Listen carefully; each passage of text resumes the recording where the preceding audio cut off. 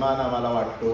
हे मुद्दामून सुरुवातीला नमूद करणं आवश्यक आहे, कारण की सातत्याने 12 वर्षे एखादी व्याख्यान मला चालू ठेवणं आणि दर महिन्याला ती चालू ठेवणं, ते देखील अशा विपरीत कालखंडामध्ये हे अजिबात सोपं काम नाही आणि ते सगळं आपण सगळ्यांनी केलेलं आहे। त्यामुळे मनापासून आपल्या सगळ्यांचे अभिनंदन, आभार, कौतुक। आणि ते पण अशा कालखंडामध्ये की जिथे पुरोगामी दोन संस्था देखील एकमेकांच्या बरोबर येऊन काही करू शकत नाही, अशा वातावरणामध्ये 45 संस्थांची एकत्र मोठ बांधणं आणि त्या 12 वर्ष टिकवणं हे आपण सगळ्यांनी केलेलं आहे। ते अतिशय महत्त्वाचं आहे। याचं कारण मला मुद्दामून नमूद करायचं आहे।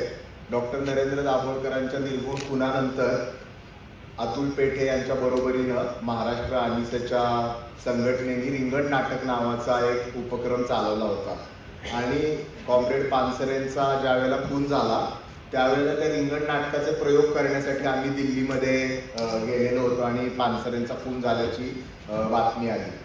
त्यावेळेला आमच्याशी बोलताना आणि बाकी या रिंगण नाटकामागची प्रेरणा सांगताना त्याचा जो प्रणेता होता अतुल पेठे, तो असं म्हटला होता की लोकशाहीमध्ये संविधानिक मार्गाने आपला निषेध व्यक्त करणं आणि तो कृतिशील पद्धतीनं व्यक्त करणं, जर त्याच्यामध्ये आपल्या मनामध्ये इतका राग आहे, उद्वेग आहे, त्या परिस्थितीमध्ये आपले एक एक नेते अशा पद्धतीनं मारले जात आहेत, तर याला आपलं उत्तर काय आहे? तर त्याला तो असं म्हटला होता की तुम्ही जर एक गोळी मारली तर त्याला उत्तर आमचं एक लेख असेल, त्याला जर तुम्ही आणखीन एक गोळी मारली तर त्याला आमचं एक उत्तर नाटक असेल, आणखीन एक गोळी मारली तर त्याला आमचं एक उत्तर कविता असेल। आता हे तसं म्हटलं तर खूप भाबडा आशावाद ज्याच्यामध्ये आहे अशा स्वरूपाचं वक्तव्य वाटावं, परंतु इतिहासाची पानं जर आपण उलटून बघितली तर बहुतांश वेळेला ज्या कालखंडामध्ये बहुतांश सगळीचकडे विरोधाचे सगळेच मोर्चे हे निश्चित पडलेले आहेत, अशा कालखंडामध्ये या सगळ्या गोष्टी देखील प्रतिरोधाच्या अतिशय महत्त्वाच्या असतात आणि संविधानाच्या चौकटीमध्ये ज्या वेळेला अशा स्वरूपाचे प्रतिरोध केले जातात, मग ते किती का छोट्या स्वरूपाचे असो, ती एखादी कविता असो, ते एखादं नाटक असो, एखादा लेख असो किंवा एखादं व्याख्यान असो, त्याच्या पाठीमागं असलेली निर्भयता ही मला वाटतं त्या लढ्याची सगळ्यात महत्त्वाची प्रेरणा असते आणि ती निर्भयता तुम्ही गेली 12 वर्ष सातत्याने दाखवताय, याच्याविषयी मनापासून आपल्या सगळ्यांचं कौतुक आहे। आज ज्या विषयावरती मी बोलायला आलेलो आहे, सुशिक्षितांच्या अंधश्रद्धा, ज्या कालखंडामध्ये आपण याच्याविषयी बोलतोय आणि ज्या वातावरणामध्ये आपण याच्याविषयी बोलतोय त्याच्याविषयी काही खरं तर मी वेगळं सांगण्याची गरज नाही आहे। गेल्या 15 म्हणजे खरात प्रकरण आणि त्यानिमित्ताने झालेली सगळी चर्चा, त्याच्या निमित्ताने आलेल्या बातम्या, त्यामध्ये झालेलं शोषण, त्यामध्ये मोठ्या प्रमाणात सुशिक्षितांचं असणं, त्याच्यामध्ये सेक्स आणि क्राईम दोन्ही असल्यामुळे माध्यमांनी त्याला उचलून धरणं आणि त्यानिमित्ताने झालेली चर्चा, हे सगळं नुकतं घडलेलं आहे, ताजं घडलेलं आहे। त्यामुळे आपल्यातल्या अनेक जणांच्या मनामध्ये ते पक्क असेल, परंतु दोन थोड्याशा वेगळ्या घटनांकडे मी आपलं लक्ष वेधणार आहे या निमित्ताने। एक घटना आहे की पंजाबमध्ये राम रहीम नावाचा एक बाबा आहे की ज्याच्यावरती खुनाचा गुन्हा सिद्ध झालेला आहे आणि त्याच्याच आश्रमातल्या लोकांच्या साक्षीनंतर तो सिद्ध झालेला आहे। हा रूढ अर्थाने बाबा म्हणावा अशा स्वरूपाचा बाबा पण नाही, तो बुलेटवर बसतो, छँकी पँकी कपडे घालतो, रॅप गाणी म्हणतो आणि तो बाबा गेले जवळजवळ 5 वर्ष तुरुंगामध्ये होता आणि दरवेळेला निवडणुका आल्या पंजाब हरियाणामधल्या की त्याला बेल मिळतो, हे आपण सगळ्यांनी ऐकलेलं आहे आणि 2 आठवड्यापूर्वी त्या खुनाच्या खटल्यामधनं त्याची सुटका झाली। आता ज्याच्यावरती खुनाचा खटला सिद्ध झालेला होता आणि अजूनही काही खटले पेंडिंग आहेत, अशा माणसाचं स्वागत करण्यासाठी हजारोनी लोक त्या जेलच्या बाहेर त्या स्वागतासाठी उपस्थित राहिले। ज्या वेळेला तो प्रत्येक वेळेला जामिनावरती बाहेर जायचा, त्या निवडणुकांमध्ये असं म्हटलं जातं की पंजाब आणि हरियाणामध्ये कमीत कमी 8 असे मतदारसंघ आहेत की जिथं या बलात्कार आणि खुनाचा गुन्हा ज्याच्यावरती सिद्ध झालेला आहे अशा बाबाच्या सांगण्यावरून मतदार प्रभावित होऊ शकतं। म्हणजे लोकशाहीची या बाबाबुवाशाहीनी काय थट्टा केलेली आहे याचे एक उदाहरण म्हणून याच्याकडे आपण बघावं. म्हणजे या कालखंडामध्ये हे बाबाबुवा नुसतेच लोकांना फसवतायत असं नाही, तर त्यांच्यावरती गुन्हे सिद्ध होऊन देखील लोकशाहीमध्ये आपले लोकनियुक्त प्रतिनिधी यांच्या सांगण्यावरून निवडायला तयार आहे. इतका विपरीत स्वरूपाचा हा कालखंड आहे. त्याच पद्धतीनं आता काही आठवड्यापूर्वी रामपाल नावाच्या दुसऱ्या बाबाची सुटका झाली आणि त्याचे देखील अशाच स्वरूपाचे हजारोंनी लाखोनी भक्त त्याचं स्वागत करण्यासाठी आलेले आहे. तशाच स्वरूपाचा तिसरा बाबा आहे आसाराम. त्याचा तर जन्मदिवस ज्या दिवशी असतो त्या दिवशी तिहार तुरुंगाच्या बाहेर, ज्या तिहार तुरुंगामध्ये त्याला ठेवलेलं आहे, तिथे त्याचं लांबणं का होईना त्या भिंतीचं दर्शन घेण्यासाठी काही हजार माणसं जमतात. आता अशा स्वरूपाच्या कालखंडामध्ये ही बुवाबाजीची लढाई लढली जाते. ज्यावेळेला अंधश्रद्धा निर्मूलनाचं काम चालू झालं त्यावेळेला असा प्रश्न अनेक वेळेला विचारला जायचा डॉक्टर नरेंद्र दाभोळकरांना की या कामाची वेगळी काय गरज आहे. जसं जसं शिक्षणाचा प्रभाव वाढत जाईल तसतसं आपोआप अंधश्रद्धा कमी होतील हे गृहीतक त्यावेळेला समाजामध्ये होतं. प्रत्यक्षामध्ये गेल्या 35 वर्षामध्ये काय झालेलं आहे, शिक्षणाचा प्रभाव आता सार्वत्रिक आपल्याकडे दिसतो, मोठ्या प्रमाणात दिसतो. इथे अशिक्षित खरात बाबापासनं ते आसाराम, रामपाल, राम रहीम किंवा श्री आणि सद्गुरू यांच्यापर्यंत जर आपण बघितलं तर यांच्यातल्या कुणाचेही फॉलोअर हे अशिक्षित म्हणावे अशा पंथातले नाही. ज्या खरात बाबांनी नाशिक सारख्या शहरामध्ये स्वतःचं बस्तान बसवलेलं होतं त्याच्याकडे जाणारा एकही माणूस अशिक्षित नाही. आणि मग अंधश्रद्धा ही अज्ञानातून आणि त्याच्या पोटी असलेल्या भीतीमधून निर्माण होते.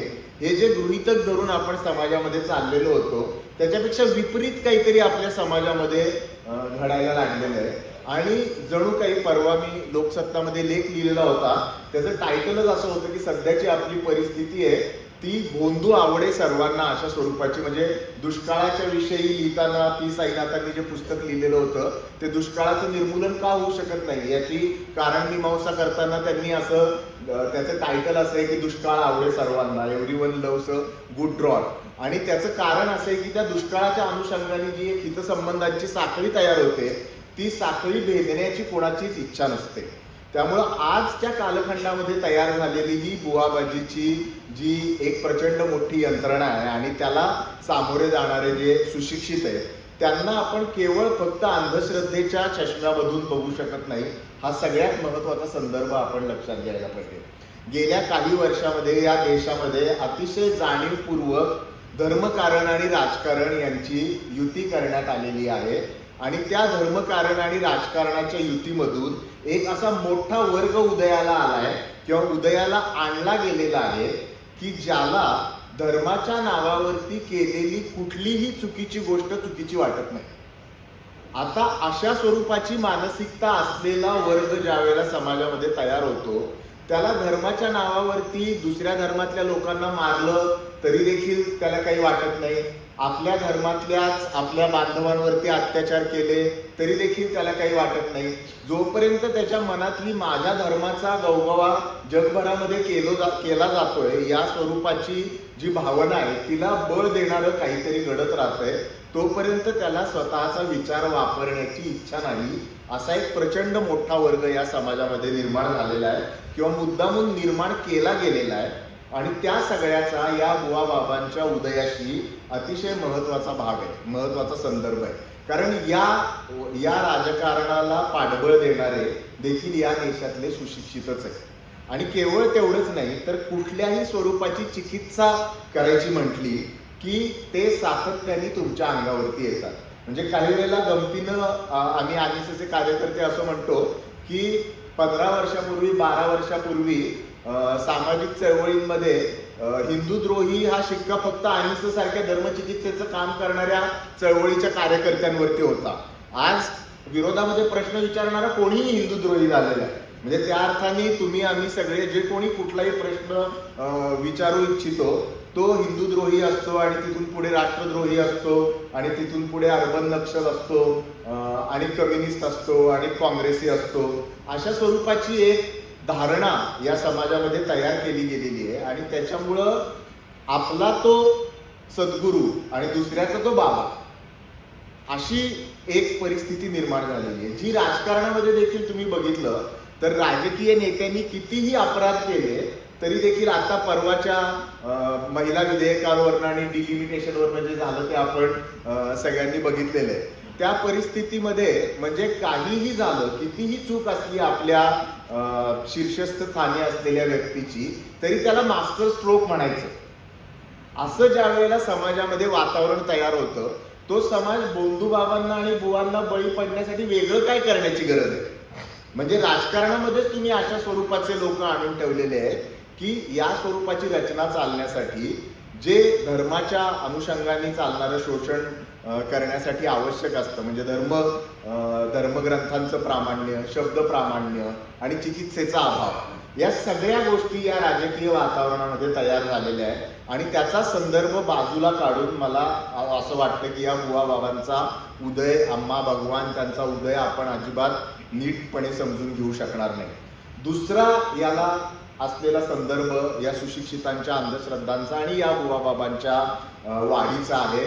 तो देखील इथे कम्युनिस्ट पक्षांचे खूप कार्यकर्ते आहेत आणि मुद्दामून मला हे मांडावंसं वाटतं की जी चंगळवादी ग्लोबलायझेशन आणि प्रायव्हेटायझेशनच्या त्याच्याविषयीची वेगवेगळी मतमतांतर असू शकतात, परंतु त्यानंतरच्या 1990च्या जागतिक बाजारपेठ उघड्या झाल्यानंतर, या देशाच्या ओपन झाल्यानंतर जे काही गेल्या 25-30 वर्षामध्ये इथलं अर्थकारण आणि त्याच्या अनुषंगाने जी जीवनशैली बदललेली आहे, त्या सगळ्याचा याच्याशी असलेला संबंध आपण विसरू शकत नाही.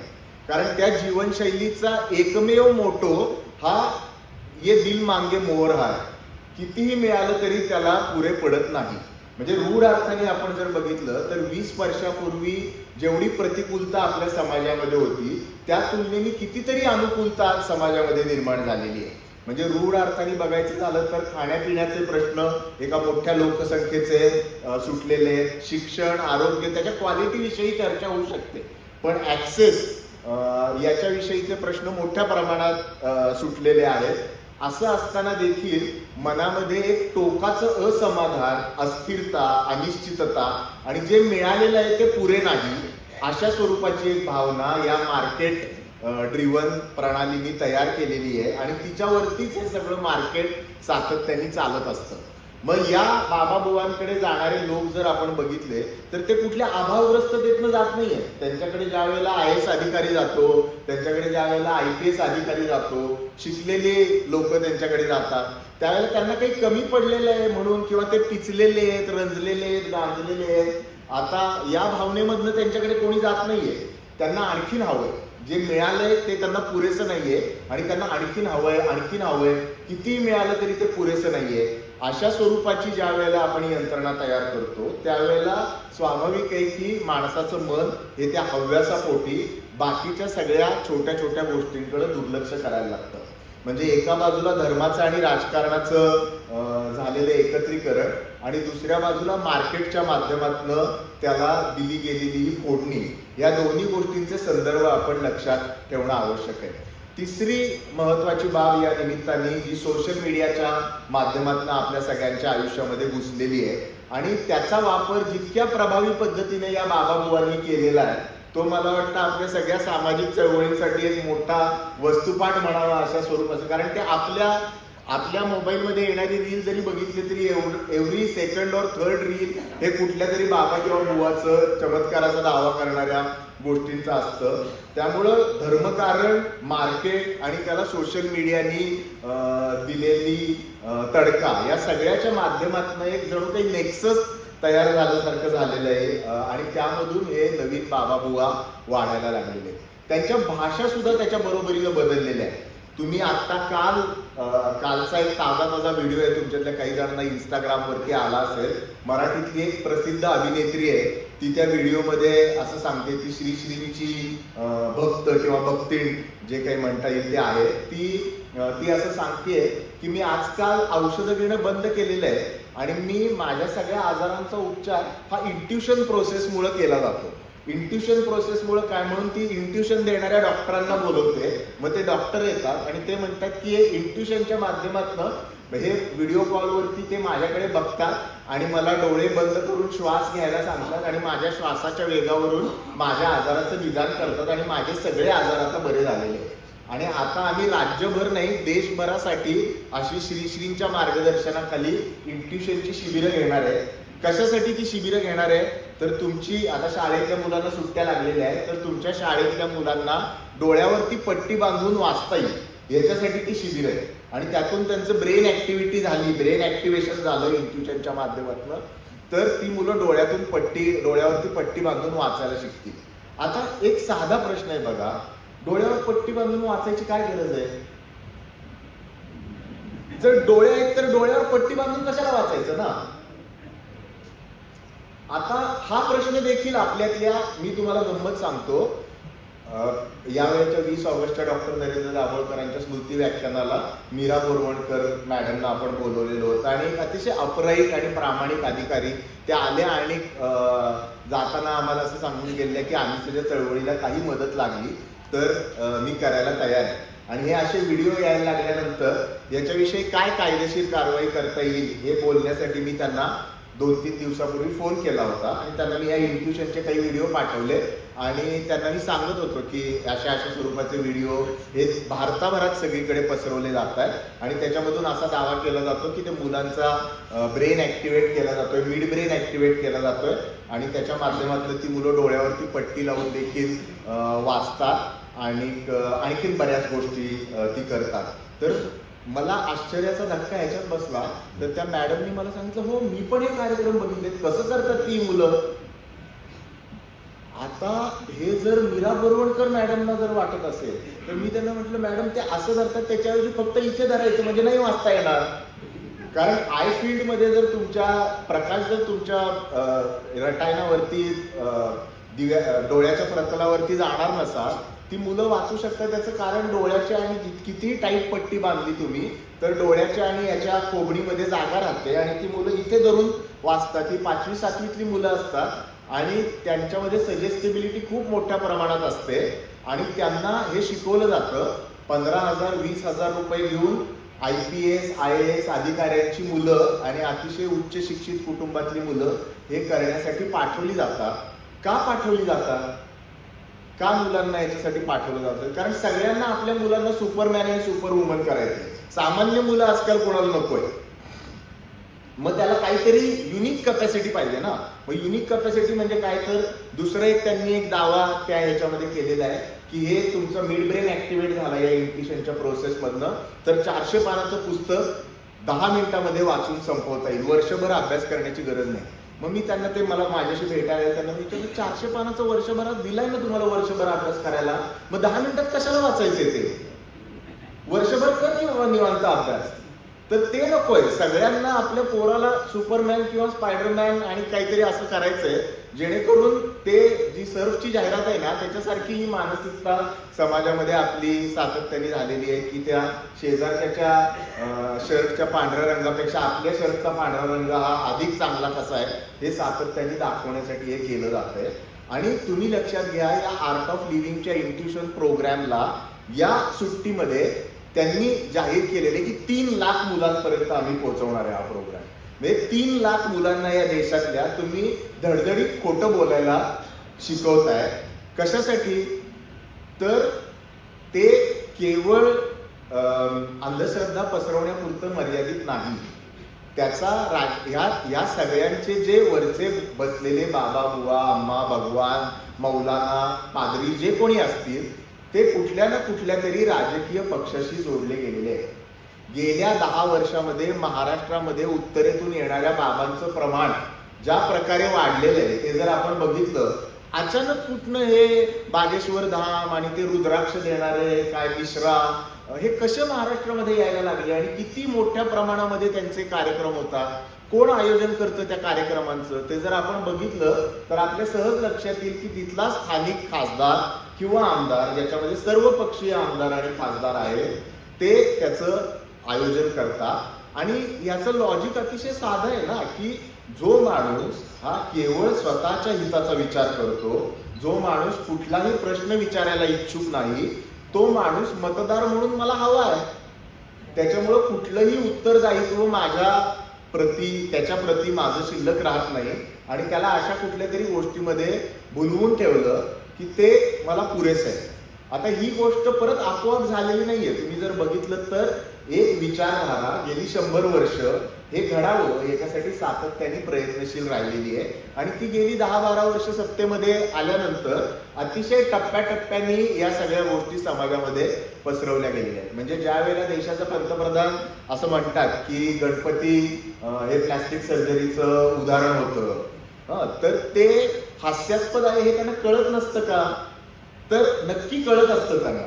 ज्या वेळेला हे देशाचे संरक्षण मंत्री राफेल विमान आणायला जातात आणि त्याला लिंबू मिरची बांधतात, त्यांना हे कळत नसतं का की याच्यामध्ये हास्यास्पद आहे काहीतरी, आपण जे बोलतोय त्याच्यामध्ये आणि सांगतोय त्याच्यामध्ये आणि या गोष्टींमध्ये विसंगती आहे.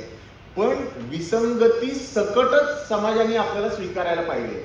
अशीच जर राजकारणाची पूर्वअट असेल, लोकांनी विसंगतीमधला, हे बघा, सामान्यपणे ज्या वेळेला माणसाच्या मनामध्ये दोन विरोधाभासी कल्पना निर्माण होतात, विसंगती निर्माण होते, त्यावेळेला त्याच्या मनामध्ये थोडं ना थोडं तरी घर्षण होतं.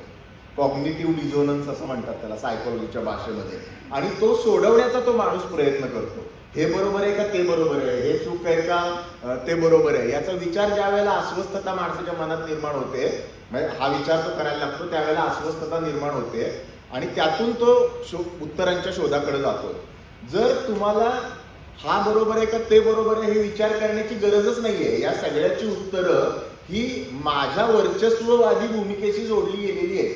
त्याच्यामुळं याच्यामध्ये काही असेल ते असो, माझा जी माझी जात आहे, जो माझा धर्म आहे, जो माझा वर्ग आहे, तो सर्वोच्च असला पाहिजे आणि त्याच्याकडे सत्तेची चावी असली पाहिजे, एवढाच विचार तुम्ही करायचा आहे. हा मेसेज या माध्यमातून सातत्याने लोकांच्या पर्यंत दिला जातोय आणि त्याच्यामुळं विचार करण्यासाठी, तार्किक विचार करण्यासाठी आवश्यक असलेला सगळा अवकाश हा आकुंचला जातोय, हे आपण लक्षात घ्यायला पाहिजे.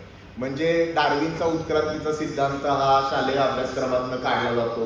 मग नंतर कुठल्या तरी एका उच्च न्यायालयाचे न्यायमूर्ती असं म्हणतात की मोरांच्या मध्ये मुलं होण्यासाठी, म्हणजे लहान बाळ होण्यासाठी समागम होण्याची गरज नसते, मोरणीच्या अश्रूमधनं ते होऊ शकतं. इथपासून ती जी काही त्याची एक अशी मोठी लढीच्या लढी लावली गेलेली आहे, ती आपोआप किंवा रॅन्डमली झालेली गोष्ट नाही. त्याच्यामध्ये एक सिस्टमॅटिकली केला गेलेला भाग आहे, हे आपण समजून घेणं आवश्यक आहे.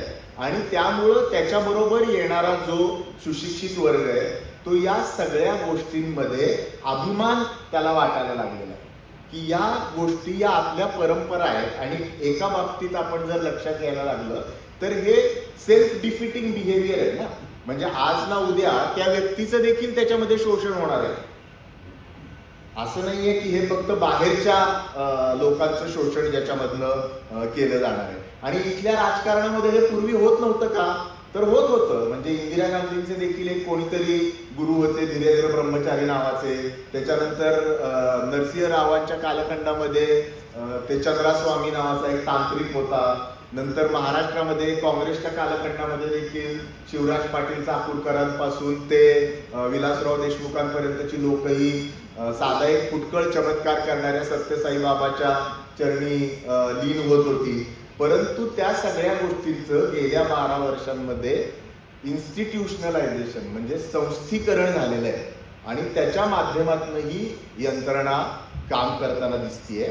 आणि याचबरोबर शालेय जीवनामध्ये विज्ञान, म्हणजे गमतीचा भाग असा आहे की नवीन जर नॅशनल एज्युकेशन आपण पॉलिसी बघितली, त्या नवीन नॅशनल एज्युकेशन पॉलिसीमध्ये वैज्ञानिक दृष्टिकोनाचा मुलांच्या मनामध्ये रुजवणूक करणं हे एक अतिशय महत्वाचा भाग आहे असं त्या पॉलिसीमध्ये लिहिलेलं आहे. परंतु आपल्या आजूबाजूचं वातावरण मात्र तसं नाही. तुम्ही वैज्ञानिक दृष्टिकोनाचा प्रचार प्रसार करण्यासाठी शाळेमध्ये गेला तर तुम्हाला धर्मविरोधी ठरवून आतमध्ये एंट्री मिळत नाही. अनिसला शाळेमध्ये किंवा पुरोगामी संघटनांना शाळेमध्ये जाऊन कार्यक्रम करायची परवानगी जवळजवळ बंद झालेली आहे. जर तुम्ही नॅशनल एज्युकेशन पॉलिसी जर रेफर करायला लागला की ती म्हणतीये की याच्यामध्ये तुम्ही असं म्हटलेलं आहे, घटनेमध्ये म्हटलेलं आहे भाषण करायला पण विरोध दिसतोय बहुतांश. त्याच्यामुळे आपण असंच चालू ठेवू शकतो का? मला काय अडचण नाही आवाज येतो.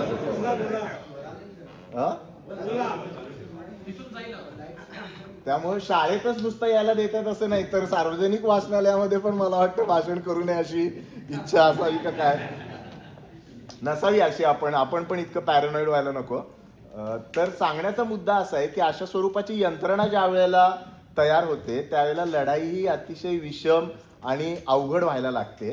त्या सगळ्याच्या बरोबर माध्यमांनी त्याला दिलेली जी साथ आहे सगळी या देशातल्या माध्यमांनी, म्हणजे त्यांनी जर राजकारण्यांनी हे सगळं करत असतील ते तर आपण एक वेळ समजू शकतो, परंतु माध्यमांनी पूर्णपणे कमरेचं सोडून डोक्याला बांधल्यासारखी परिस्थिती आहे.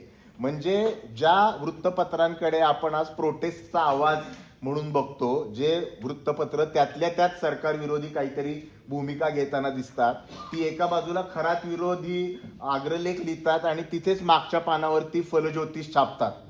याच्यातला विरोधाभास कुणालाही दिसेनासा झालेला आहे.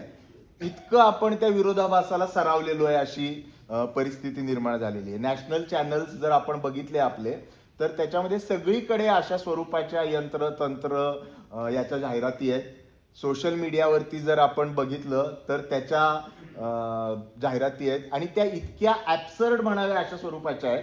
माझ्याकडे काही जाहिराती आहेत, मी तुम्हाला दाखवीन. मी मुद्दामून त्या स्टोअर करून ठेवतो, तर आता मला त्या AI आणखीन दाखवायला लागलंय.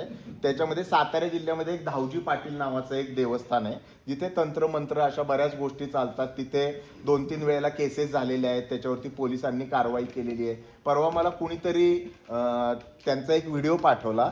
त्या व्हिडिओमध्ये असं लिहिलेलं आहे, इंस्टाग्राम अकाउंट आहे त्यांचं ऑफिशियल, त्या व्हिडिओमध्ये असं लिहिलेलं आहे की आमच्याकडे करणी उतरवण्यासाठी ओरिजिनल देव मिळतील. आणि त्या व्हिडिओला 1000-2000 लोकांनी लाईक केलेलं आहे. पुणे स्टेशनवरती एक मस्तान, तुम्ही हे जाऊन बघा इंस्टाग्राम वरती तुम्हाला दिसेल. पुणे स्टेशनवरती एक मनोरुग्ण आहे मस्तान बाबा नावाचा. तो बाहेरनं बघितलं तुम्ही तर तुमच्या लक्षात येईल की तो मनोरुग्ण आहे, केस वाढलेले सगळी. आणि त्याचा स्वतःचा एक इंस्टाग्राम अकाउंट आहे आणि त्याला स्वामींचा अवतार म्हणून तिथे सुशिक्षित लोक जातात आणि त्याच्याबरोबर स्वतःचे रील काढतात, त्याचे पाय चेपतात, त्याला बिड्याची पाकिटं वाहतात. आणि त्या इंस्टाग्राम अकाउंटला 20,000 फॉलोअर आहेत आणि त्याच्या मागं स्वामींची आरती आणि हे सगळं लावलेलं असतं. मोठं मार्केट तयार झालेलं आहे आणि त्या मार्केटला इथली वृत्तपत्र ही त्याच्यापासून दूर नाहीत. म्हणजे मग या सगळ्याला भिडण्याची लढण्याची जबाबदारी कुणाची? म्हणजे राज्यसत्ता ही आपल्या बाजूनी नाही, विरोधी पक्ष या बाबतीमध्ये सध्याच्या कालखंडात, म्हणजे हे खरात प्रकरण जे बाहेर आलेलं आहे आणि सातत्याने त्याच्याविषयी म्हटलं जातंय की सत्ताधारी पक्षांनी किती चांगल्या प्रकारे ही कारवाई केलेली आहे. तर त्या सत्ताधारी पक्षांनी ही कारवाई खरंच या विचाराचं समर्थनार्थ केलेली आहे का राजकीय स्वतःचे हिशोब चुकते करण्यासाठी केलेली आहे? याचं जोपर्यंत स्पष्टीकरण होत नाही, आणि आता तर अशी संस्कृती राज्यामध्ये तयार झाल्यासारखी झालेली आहे की बहुतांश अशा स्वरूपाच्या कारवाया आहे राजकीय लागेबंधे आणि हितसंबंध सेटल करण्यासाठी केले झालेले असतात. याच्याविषयी आपल्या सगळ्यांच्या मनात थोडी देखील शंका राहिलेली नाहीये. त्यामुळे थोड्या दिवसांनी हे प्रकरण शांत होणार. त्याच्यानंतर कदाचित काही दिवसांनी तो खरात देखील कुठल्या तरी पक्षाचा सभासद होणार आणि त्याच्यामधून तो नगरसेवक आणि आणखीन पुढे काही झाला तर नवल वाटू नये अशी खेदाची परिस्थिती आज समाजामध्ये निर्माण झालेली आहे. आणि या परिस्थितीला सामोरं जाण्यासाठी आपण काय करू शकतो असा आपल्या सगळ्यांच्या समोर प्रश्न उभा राहिलेला आहे. कारण विरोधी पक्षातले लोक देखील या सगळ्याच्या विरोधामध्ये, आज जर महाराष्ट्रामध्ये राजकारण आणि अंधश्रद्धा यांचा एकमेकांशी जोडला गेलेला संबंध हा जर विषय घेऊन भूमिका घ्या असं जर महाराष्ट्रामध्ये म्हटलं तर कम्युनिस्ट पक्ष सोडून दुसरा कोणताही पक्ष मला वाटतं की याच्यामध्ये रस्त्यावर उतरण्याची शक्यता नाही. कारण की त्या सगळ्यांचे देखील सर्व नेते या बाबा बुवा अम्मा भगवान यांचेच भक्त संप्रदायामध्ये अडकलेले आहेत. आणि याच्यामध्ये गमतीचा भाग असा आहे की याच्यामध्ये म्हणजे बाकी समाजातला सर्व धर्म समभाव आपल्या कितीही रसातळाला गेला असला तरी या बुवाबाजीच्या बाबतीमध्ये मात्र हा सर्व धर्म समभाव व्यवस्थित आहे. कारण की तुम्हाला याच मस्तान बाबा आणि या धावजी पाटील देवस्थानाबरोबर कितीतरी पादऱ्यांचे व्हिडिओ महाराष्ट्रामध्ये जाहीर कार्यक्रम, आत्ता 2 आठवड्यापूर्वी सांगलीमध्ये एक मोठं मैदान भाड्याने घेऊन एका ख्रिश्चन धर्मगुरूंनी स्वतःच्या प्रार्थनेमधून अपंग व्यक्तींना तो चालायला लावतो आणि असाध्य आजार बरे करतो अशा स्वरूपाचे दावे करणाऱ्या प्रार्थना सभेचं आयोजन केलेलं होतं. अनिसच्या स्थानिक कार्यकर्त्यांनी त्याच्या विरोधात तक्रार केली आणि तो कार्यक्रम बंद केला गेला. पण अशा स्वरूपाचे हजारो व्हिडिओ तुम्हाला सोशल मीडियावरती दिसतील. मुस्लिम बाबाबुवांच्या बाबतीमध्ये पण तेच आहे, बंगाली बाबाबुवांच्या बाबतीमध्ये पण तेच आहे. त्याच्यामुळं एका धर्माच्या बाबतीमध्ये हे केवळ घडतंय अशातला भाग नाही, हा प्रकार सर्व धर्मांच्या बाबतीत घडतोय आणि त्या बाबतीमध्ये मात्र सर्व धर्म समभाव एका पातळीवरती आपल्या समाजामध्ये पाळला जाताना आपल्याला दिसतोय. तर या सगळ्या परिस्थितीला जर सामोरं जायचं असेल तर काय पद्धतीनं विचार करायला पाहिजे? खरंच या परिस्थितीला सामोरं जाण्याचे काही पर्याय, काही रस्ते आपल्या सगळ्यांच्या समोर आहेत का? आणि त्याचा ज्या वेळेला आपण विचार करतो त्यावेळेला मला डॉक्टर नरेंद्र दाभोळकरांनी अंधश्रद्धा निर्मूलनाचं काम चालू करताना जी चतुसूत्री सांगितलेली होती ती चतुसूत्री आज देखील तितकीच रिलेव्हंट वाटते आणि म्हणून ती चतुसूत्री मी सांगणार आहे आपल्याला आणि त्यातल्या प्रत्येक सूत्राविषयी थोडंसं बोलणार आहे. त्यातलं पहिलं जे सूत्र आहे ते वैज्ञानिक दृष्टिकोनाचा प्रचार, प्रसार आणि अंगीकार. जे भारतीय राज्यघटनेने इथल्या व्यक्तीला दिलेलं त्याचं मूलभूत कर्तव्य आहे आणि ते कर्तव्य करणं म्हणजे डॉक्टर असं म्हणायचे की आपण विज्ञानाची सृष्टी घेतली परंतु दृष्टी घेतली नाही, विज्ञानाची करणी घेतली पण विज्ञानाची विचारसरणी घेतली नाही. तर ती विज्ञानाची विचारसरणी म्हणजे काय आहे? तर साधा कार्यकारण भाव आहे, तो आपल्या आजूबाजूला घडणाऱ्या गोष्टींच्या पाठीशी काहीतरी कारण असतं आणि ते मानवी बुद्धीला समजून घेता येऊ शकतं आणि ते समजून घेण्याचा आपण प्रयत्न करायला पाहिजे. या स्वरूपाचं शिक्षणामध्ये आपल्या नॅशनल पॉलिसीनं सांगितलेलं आहे त्या गोष्टीसाठी आग्रही राहणं हे आपल्याच्यानं शक्य आहे का? आणि ते जर आपल्याच्यानी शालेय व्यवस्थांमध्ये शक्य नसेल तर आज डिजिटल माध्यमातनं आज असं नाही राहिलेलं की ज्ञानाची मक्तेदारी कोणापुरती तरी मर्यादित राहिलेली आहे आणि मुलं काही शाळेमध्येच जाऊन सगळं शिकतात अशातला देखील भाग नाही. शाळेच्या बाहेर देखील शिक्षणाचे कितीतरी प्रचंड पर्याय आज उपलब्ध आहेत आणि त्या पर्यायांचा वापर करून मुलांच्या आयुष्यामध्ये हे आपल्या आयुष्यासाठी आवश्यक आहे. म्हणजे ज्या पद्धतीनं इथल्या एका विचारधारेने 100 वर्ष प्रयत्न करून लोकांना हे पटवलेलं आहे की धर्माच्या नावाने केलं गेलेलं राजकारण हे तुमच्या फायद्याचं आहे आणि म्हणून धर्माच्या नावावरती जे काही केलं जातं त्या सगळ्याकडे तुम्ही दुर्लक्ष करा कारण की ते राजकारण तुमच्या फायद्याचं आहे. प्रत्यक्षामध्ये ते त्या व्यक्तीच्या पण फायद्याचं नाहीये. म्हणजे आर्थिक दृष्ट्या जरी आपण बघितलं तर दीर्घकालीन तात्कालिक फायदा होत असेल त्याच्यामध्ये पण दीर्घकालीन ते फायद्याचं नाहीये. आपण पुढच्या 50 वर्षात 100 वर्षामध्ये या देशातल्या या राज्यातल्या तरुण मुलामुलींपर्यंत शालेय मुलामुलींपर्यंत हा विचार नेऊ शकतो का की चिकित्सक बुद्धीनं वागणं आणि आपल्या आयुष्यातले, आपल्या कुटुंबातले, आपल्या समाजातले निर्णय हे बुद्धीच्या आधारे घेणं हे आपल्या समाजाच्या दृष्टीनं दीर्घकालीन हिताची गोष्ट आहे.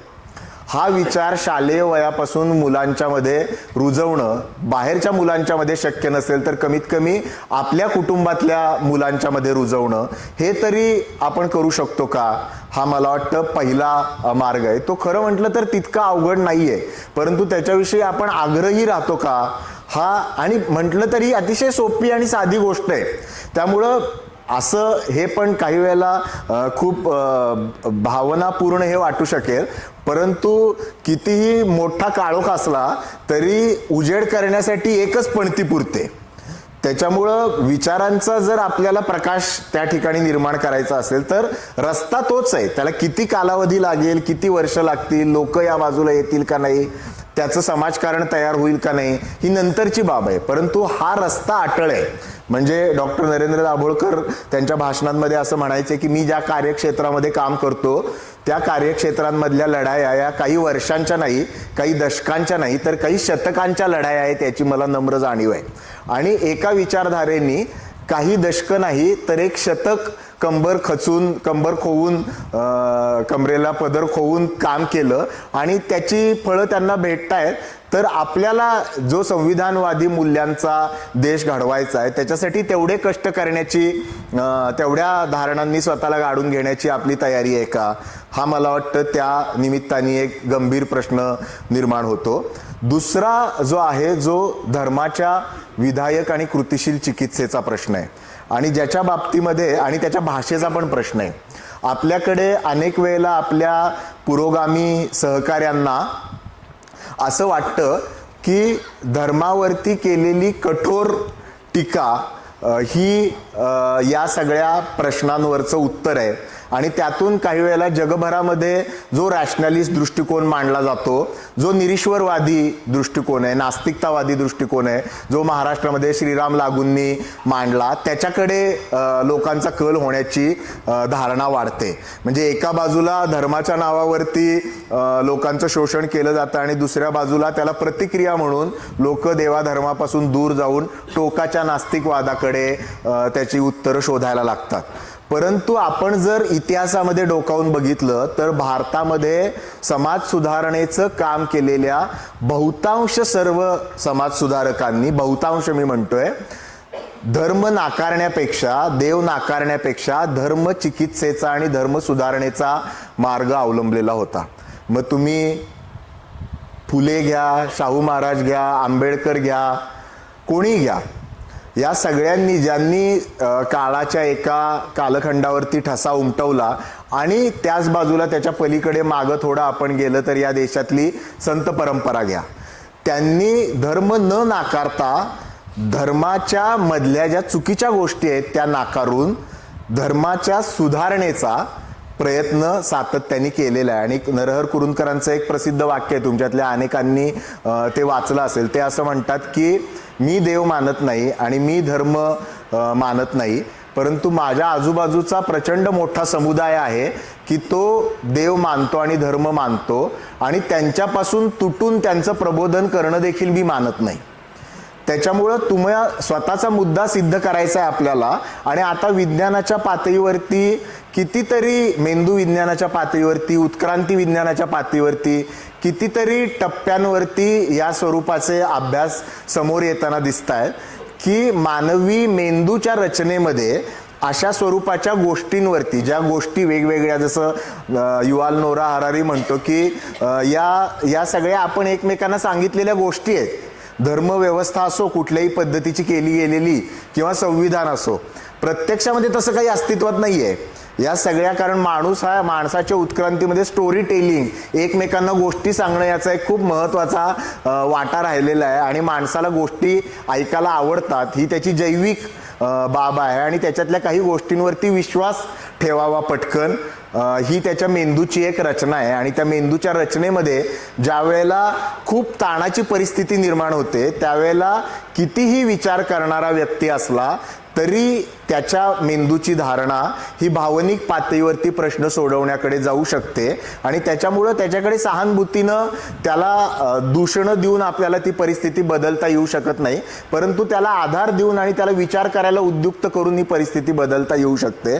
त्यामुळं धर्मातलं जे सकारात्मक आहे, जे चांगलं आहे, त्याच्याशी नाळ जोडून घेणं आणि विधायक कृतिशील धर्म चिकित्सेचा आग्रह धरणं हे त्याच्यातलं दुसरं महत्त्वाचं सूत्र आहे. आणि जे गेल्या 30 वर्षामध्ये अनिसच्या कार्यामध्ये प्रत्यक्षामध्ये कृतिशील करून अनिसनी दाखवलेलं आहे. म्हणजे पर्यावरणपूरक गणपतीची चळवळ असो, जी नाशिकच्या घाटावरती 20-25 वर्षापूर्वी चालू झाली, त्यावेळेला काही शेकडो देखील तिथे मूर्ती नसायच्या, पण आज गणपतीमध्ये काही हजार मूर्ती नाशिककर दान करतात.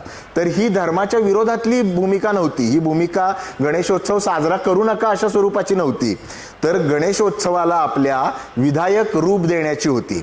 जसं फटाकेमुक्त दिवाळी, हे दिवाळीला विधायक रूप देण्याचं स्वरूप आहे. जसंच बकरी ईदला कुर्बानीचे रूप नवे नावाचं जी अभियान अनिसकडनं गेल्या काही वर्षात चालवलं जातं आणि त्याला वाढता प्रतिसाद आहे. मुस्लिम समाजातली लोक त्याला प्रतिसाद देत आहे. ज्या धर्मामध्ये धर्मचिकित्सेची परंपरा हिंदू धर्मा इतकी तगडी नाहीये, त्या धर्मामधली लोक देखील ज्या कालखंडामध्ये आज असं म्हटलं जातं की ते भयाच्या छायेखाली वावरत आहेत, त्या कालखंडामध्ये देखील बदल करायला तयार आहेत. पैगंबर शेख सारखा पुण्यामधला एक तरुण मुलगा आहे जो कुठल्याही संघटनेचं बळ नसताना काही लाख रुपये आर्थिक कुर्बानीच्या उपक्रमासाठी चालू करतो आणि काही महिलांचे बुरखे या कालखंडामध्ये, ज्या कालखंडामध्ये आपण असं म्हणतो सातत्याने की हा समाज इतक्या ताणाखाली आहे की तो बदलाला तयार होणार नाही, त्या कालखंडामध्ये देखील तो हे करू शकतो. त्यामुळं सुसंवादी विधायक धर्मचिकित्सेची जी क्षमता आहे आणि त्याच्यासाठी सातत्यपूर्ण करण्याच्या प्रयत्नांचं जे महत्त्व आहे ते पुरोगामी चळवळी म्हणून आपण पुरेसं समजून घेतलंय का आणि ते सातत्याने करण्याची आपली तयारी आहे का, हा मला वाटतं दुसरा त्या अनुषंगाने असलेला प्रश्न आहे. तिसरा थेट प्रश्न जो या अनुषंगाने अंधश्रद्धा निर्मूलनाच्या कामाशी आहे तो जादूटोणा विरोधी कायदा आणि शोषण करणाऱ्या अंधश्रद्धांना विरोध. शोषण करणाऱ्या अंधश्रद्धांना विरोध ही जी लाईन जादूटोणा विरोधी कायद्यांनी मारलेली आहे ती मला वाटतं अतिशय महत्त्वाची लाईन आहे. आणि एक साधी तरतूद आहे त्या कायद्यामधली की भारतामध्ये कुठल्याही राज्यामध्ये किंवा बाहेर देखील कुठल्याही देशामध्ये या स्वरूपाची तरतूद नव्हती की जी दैवी चमत्काराचा दावा करणं आणि त्या माध्यमातून लोकांना फसवणं आणि ठकवणं हा गुन्हा मानते. एकदा तुम्ही पूर्वी झालेल्या चमत्कारांविषयी विसरून जा. आजच्या कालखंडामध्ये जर कोणी दैवी चमत्काराचा दावा करत असेल आणि त्याच्या माध्यमातून तो लोकांना फसवत असेल किंवा ठकवत असेल तर तो गुन्हा आहे.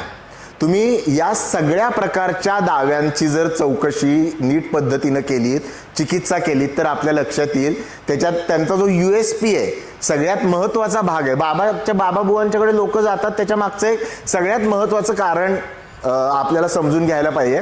माझा एक पेशंट होता, तो असा काही वेळेला बाबा बुवा, काही वेळेला मानसोपचार तज्ज्ञ अशांच्यामध्ये दोलायमान होत राहायचा. काही वेळेला त्याला हे करावं वाटायचं, काही वेळेला ते करावं वाटायचं. प्रामाणिक होता आणि तो प्रामाणिकपणे येऊन माझ्याशी बोलायचा. एकदा त्यांनी मला असं सांगितलं की डॉक्टर तुम्ही हे सांगताय हे सगळं बरोबर आहे पण ह्याच्यासाठी खूप कष्ट करायला लागतात. हो, एवढे कष्ट कोण करेल सातत्याने, त्याच्यापेक्षा ते सांगतात ते सोपं आहे ना, एकदम पटदिशी प्रश्नाचं उत्तर मिळतं. तर या धारणेतनं लोक गेलेले असतात आणि पटदिशी उत्तर मिळतं याचं कारण त्या माणसाकडे काहीतरी पॉवर आहे की जी पॉवर माझ्याकडे ट्रान्समिट केली जाणार आहे. त्यामुळे दैवी चमत्काराचा दावा करण्याचं सामर्थ्य सामाजिक जागेमधून ज्या वेळेला या लोकांकडनं काढून घेतलं जातं त्यावेळेला ते तुमच्या आयुष्याच्या प्रश्नांची भौतिक उत्तरं देणारे लोक राहतात. त्याच्यामध्ये फार फसवणूक करायला स्कोप राहत नाही. लोक त्यांच्याकडे आंधळ्या नजरेने जातात. त्याचं कारण त्यांना चुटकीसरशी स्वतःच्या प्रश्नांची उत्तरं, मॅजिकल उत्तरं त्यांना हवी असतात. आणि या बाबतीमध्ये औरंगाबाद खंडपीठ जे आहे, बंद करता येईल का? औरंगाबाद खंडपीठ जे आहे त्यांनी एका हनुमान चालिसा यंत्राच्या बाबतीमध्ये, म्हणजे या जाहिराती आपण सगळ्यांनी टीव्हीवरती बघितलेल्या आहेत आणि अजूनही शेकड्याने अशा जाहिराती येतात. जवळजवळ 5 वर्ष झाली आता तो निकाल येऊन. औरंगाबाद खंडपीठाने तिथे एका माणसांनी याचिका दाखल केलेली होती की हे मी हनुमान चालिसा यंत्र घेतलं आणि त्यात असा असा दावा होता आणि माझी फसवणूक झाली आहे. थोड्या दिवसांनी आणि त्या सगळ्यांना त्यांनी प्रतिवादी करून तिथे औरंगाबादमध्ये त्यांनी केस दाखल केलेली होती. आणि ती केस दाखल झाल्यानंतर काही दिवसांनी असं झालं की तो माणूस, त्यांनी ती केस विड्रॉ करायची तयारी दाखवली. ते न्यायालय असं म्हटलं की नाही, हा सामाजिकदृष्ट्या महत्त्वाचा मुद्दा आहे म्हणून त्यांनी अमिकस क्युरी अपॉइंट केला एका वकिलाला आणि स्वतःहून ती केस कोर्टासमोर चालवली. आणि त्याच्यामध्ये त्यांनी एक अतिशय महत्त्वाचं लँडमार्क म्हणावं जादूटोणा विरोधी कायदा आणि या संदर्भातलं जजमेंट दिलं. त्या जजमेंटमध्ये त्यांनी असं स्पष्ट म्हटलेलं आहे की जादूटोणा विरोधी कायद्याचा आधार घेऊन अशा स्वरूपाच्या जाहिराती करणं हा देखील गुन्हा आहे. निसंदिग्ध शब्दांमध्ये हे लिहिलेलं आहे त्याच्यामध्ये की अशा जाहिराती करणं करणं हा देखील गुन्हा आहे आणि याच्यावरती गुन्हा दाखल करण्याची यंत्रणा राज्य शासनाने उभी करावी 1 महिन्याच्या आत. आणि जर ती यंत्रणा उभी झाली नाही तर असे गुन्हे दाखल करण्याचे आदेश कोर्ट म्हणून आम्ही देऊ, असा आदेश दिलेला आहे गेल्या 6 वर्षापूर्वी औरंगाबाद न्यायालयाने. आपल्यातल्या किती जणांनी आपल्याला तो माहिती तरी, आपण किती वेळेला उसासे टाकतो की किती अंधश्रद्धा वाढलेल्या आहेत आणि किती काय काय झालेलं आहे आणि किती समाजाचं अधपतन झालेलं आहे, आणि त्याचबरोबर त्या अशा जाहिराती ज्या येतात त्या पुढे स्क्रोल करतो. त्याच्या विरोधामध्ये तक्रार करण्याचा अधिकार आपल्यातल्या प्रत्येकाला या जजमेंटनी दिलेला आहे. लोकशाहीमध्ये ह्या गोष्टी आपल्याला लढवून बघायला लागतात. जयप्रकाश नारायणांचं एक वाक्य डॉक्टर दाभोळकर नेहमी सांगायचे, ते या संदर्भात देखील महत्त्वाचं आहे म्हणून मी सांगतो. ते असं आहे की स्वातंत्र्याची सगळ्यात मोठी किंमत ही सततची सजगता आहे. ज्या समाजाला स्वातंत्र्य हवं आहे त्याला सतत सजग राहण्यापासून दुसरा मार्ग नाही, आणि जो समाज सतत सजग राहायला तयार नाही त्याचं स्वातंत्र्य हिरावून घेण्यासाठी कोणी ना कोणीतरी माणसं इथे टपून बसलेली आहेत. ही मानवी प्रजातीची, मानवी समूहाची रचना आहे, हे आपण लक्षात घेणं आवश्यक आहे. त्यामुळे असलेल्या जादूटोणा विरोधी कायद्याचा जरी प्रभावी पद्धतीनं अंमलबजावणी व्हायला लागली, म्हणजे या एका खरात प्रकरणानंतर जसं वारुळातनं मुंग्या याव्यात बाहेर ना, तशा पद्धतीनं आमच्याकडे तक्रारी यायला लागलेल्या आहेत. आणि सगळे हेल्पलाईन जी हे केलेली आहे, म्हणजे खरातवरती कारवाई होऊ शकते. तुम्ही अशाच स्वरूपाच्या 10 एक्झेम्पलरी कारवाया केल्या तर याच्यातले 1000 बाबाबुवा त्याच्या कायद्याच्या डिटरंट इफेक्टमुळं आपोआप बंद होतील. आता हे श्री रविशंकर सारखा माणूस आहे जो जाहीररित्या मुलांना भोंदूगिरी शिकवतोय. तुम्ही त्यांचे जर व्हिडिओ बघितले त्या इंट्युशनचे, तर त्याच्यामध्ये ते मुलाला परत तसंच आहे की त्या इंट्युशनचा कोर्स केल्यानंतर चमचा वाकवायला शिकवतात ते. आता कुठल्याच पालकाला हा प्रश्न पडत नाही की चमचा वाकवून करायचंय काय, पोराला चमचा वाकवायला कशाला शिकवायचंय. ते डोळ्यांनी बघून सफरचंद कापायला शिकवतात आणि काहीतरी शिकवतात. पण हे वास्तव जरी बाजूला सोडलं तरी त्याच्यातल्या, आणि आत्ता उन्हाळ्याच्या सुट्ट्या लागल्यामुळे प्रत्येक जिल्ह्याच्या ठिकाणी त्यांचे कोर्सेस आहेत. प्रत्येक जिल्ह्याच्या ठिकाणी जर त्यांच्यावरती जागरूक नागरिकांनी केसेस घातल्या ना तर त्यांना 100% हे कोर्सेस मागे घ्यायला लागतील, याची मला खात्री आहे. कारण की ह्याला तुम्ही शास्त्रीयदृष्ट्या आधार देऊच शकत नाही. डोळ्यावरती पट्टी बांधलेल्या स्थितीमध्ये जर कुणाला वाचता यायला लागलं तर साधी गोष्ट आहे ना की तुम्हाला 5 अंध व्यक्ती देतो आम्ही, पहिल्यांदा त्यांना वाचायला शिकवा, तुम्ही नोबेल पारितोषिक मिळेल. पण हे लढवण्याची आपली इच्छा नाही आणि तयारी नाही, तर ते करणं मला वाटतं अतिशय महत्त्वाचं आहे.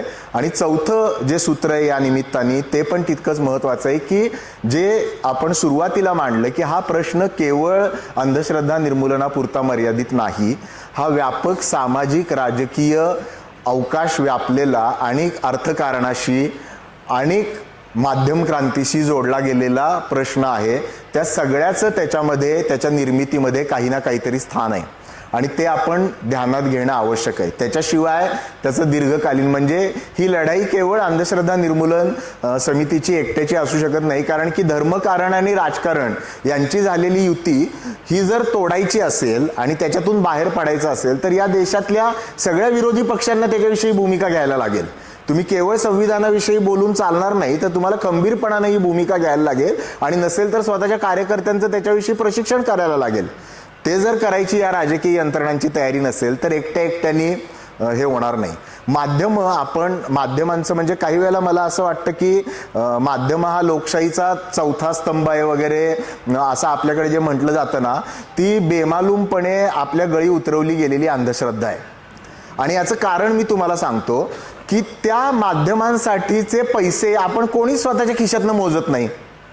मग ते पैसे हे कुठल्या तरी व्यक्तीकडनं यायला लागतात ते चालवण्यासाठीचं, आणि जो ते पैसे घालतो तो स्वतःचा व्यवहार बघतो त्याच्यामध्ये, तो कशाला लोकशाहीचा विचार करेल. म्हणजे जोपर्यंत तुमच्या माझ्यासारखी लोक ही त्या माध्यमांमध्ये, म्हणजे मी ज्या न्यूज, मग जे तुम्ही पैसे न देता वाचता तो प्रोपागंडा असतो, आणि ते जर आपल्याला नको असेल तर त्याच्यासाठी पैसे देण्याची आपली तयारी पाहिजे. पण ती आपल्यातल्या किती जणांची आहे? पेड सबस्क्रिप्शन देऊन किती जण आपल्यातले न्यूज वाचतात? मग ते नसेल तर फेक न्यूज या आधुनिक जगाच्या अंधश्रद्धा आहेत असं आम्ही काही वेळेला म्हणतो. म्हणजे त्याच्यामध्ये पण तेच केलं जातं ना, फेक न्यूजच्या बाजू, आणि अंधश्रद्धांपेक्षा कितीतरी जास्त डॅमेज करण्याची क्षमता त्यांच्यामध्ये आहे. त्याच्यामुळं या सगळ्या सामाजिक, राजकीय, माध्यमं आणि शिक्षण, प्रशासन या सगळ्यांशी जोडल्या गेलेल्या या गोष्टी आहेत, आणि त्या बदलायच्या असतील तर या सगळ्या पातळ्यांवरती ही लढाई लढणं आवश्यक आहे. मला याची कल्पना आहे की आपल्याला प्रत्येकाला स्वतःची आयुष्य असतात आणि त्या आयुष्यांमध्ये आपल्या स्वतःला काही काही वेगळं वेगळं करायचं असतं, आणि अशा स्वरूपाच्या ज्या लढाया असतात त्या काहीतरी देणं मागतात, काहीतरी किंमत मागतात. त्यामुळे अंधश्रद्धा निर्मूलन समितीच्या त्रिसूत्रीमधली 2 जी सूत्र आहेत, विज्ञान, निर्भयता आणि नीती, त्याच्यामधलं जे मधलं सूत्र आहे ना, ते मला वाटतं या कालखंडामध्ये कितीतरी जास्त महत्त्वाचं आहे. आपल्याला विज्ञानाच्या माध्यमातून नीतिवान समाज जर घडवायचा असेल तर निर्भयतेला शॉर्टकट असू शकत नाही. या परिस्थितीमध्ये जर आपण त्याच्यामध्ये कचरायला लागलो, जे आपल्याला योग्य वाटतात त्या गोष्टी समाजासमोर बोलायला, तर मला वाटतं की यातली कुठलीच परिस्थिती बदलण्याची शक्यता राहत नाही. आणि त्याच्यामुळं आपण निर्भयतेने बोलायला पाहिजे. म्हणजे लगेच काही उठून या सगळ्यावरती हल्लाबोल करायला पाहिजे अशी काही गरज नाही. निर्भयता देखील धोरणी पद्धतीने राबवता येऊ शकते. आता गेल्या 12 वर्षामध्ये डॉक्टर नरेंद्र दाभोळकरांच्या निर्गुण खुनानंतर अंधश्रद्धा निर्मूलन समितीचं काम थांबलं नाही. दुप्पट जोमानी त्या बलिदानातनं प्रेरणा घेऊन ते काम निर्धाराने चालू आहे महाराष्ट्रामध्ये. त्यानंतर जादूटोणा विरोधी कायदा झाला, 2000 पेक्षा जास्त केसेस दाखल झाल्या, सामाजिक बहिष्कार विरोधी कायदा झाला, जवळजवळ 25 पेक्षा जास्त अधिक सामाजिक बहिष्कार टाकणाऱ्या जात पंचायती रद्द झाल्या. डॉक्टर नरेंद्र दाभोळकरांची पुस्तकं जी घरोघरी त्यांचे विचार म्हणून आम्ही काढली, ती 3-4 लाखापेक्षा जास्त महाराष्ट्रामध्ये विकली गेली. अनेक पातळ्यांवरती लढाई चालू आहे. त्या सगळ्याविषयी मी काही सविस्तर बोलत नाही, पण संविधानाच्या चौकटीमध्ये जर आपण हे काम करत राहिलो, आपल्याला जमेल त्या पद्धतीनं, आपल्या ज्या शक्यता आहेत त्यांच्यासकट हे काम करत राहिलो, तर यामधून नक्की बदल घडू शकतो. आपल्यापुरता, आपल्या स्वतःपुरता, आपल्या कुटुंबापुरता, आपल्या आजूबाजूच्या समाजापुरता तो त्याचा परावर्तित प्रकाश पडू शकतो. या निर्धाराने जर आपण सगळेजण काम करत राहिलो तर नक्की हे बदलू शकेल असं मला वाटतं. थांबण्याआधी, कारण डॉक्टर नरेंद्र दाभोळकरांच्या नावाने ही व्याख्यानमाला आहे, त्यामुळे त्यांना आवडणाऱ्या सुरेश भटांच्या कवितेच्या 2 ओळी मी सांगणार आहे आणि थांबणार आहे. त्या मला वाटतं या येत्या कालखंडाला देखील आणि आपल्याला लढाईला बळी देण्यासाठी देखील तितक्याच महत्त्वाच्या आहेत. त्या अशा आहेत की, जरी कळेना आजच्या वर्तमानाला आमुची भाषा, जरी कळेना आजच्या वर्तमानाला आमुची भाषा, विजा घेऊन येणाऱ्या उद्याच्या पिढ्यांशी बोलतो आम्ही. त्यामुळे त्या विजा घेऊन येणाऱ्या उद्याच्या पिढ्या येतील अशी धारणा मनामध्ये ठेवून आपण सगळेजण कार्यरत राहूया. आणि त्याच्यासाठीच ही आजची लढाई आहे. त्या लढाईमध्ये आपण सगळेजण सहभागी होत आहे, त्याच्याविषयी मनापासून कृतज्ञता व्यक्त करतो. मला इथं बोलवलं आणि शांतचित्ताने ऐकून घेतलं, त्याच्याविषयी आपल्या सगळ्यांचे आभार मानतो आणि थांबतो. धन्यवाद.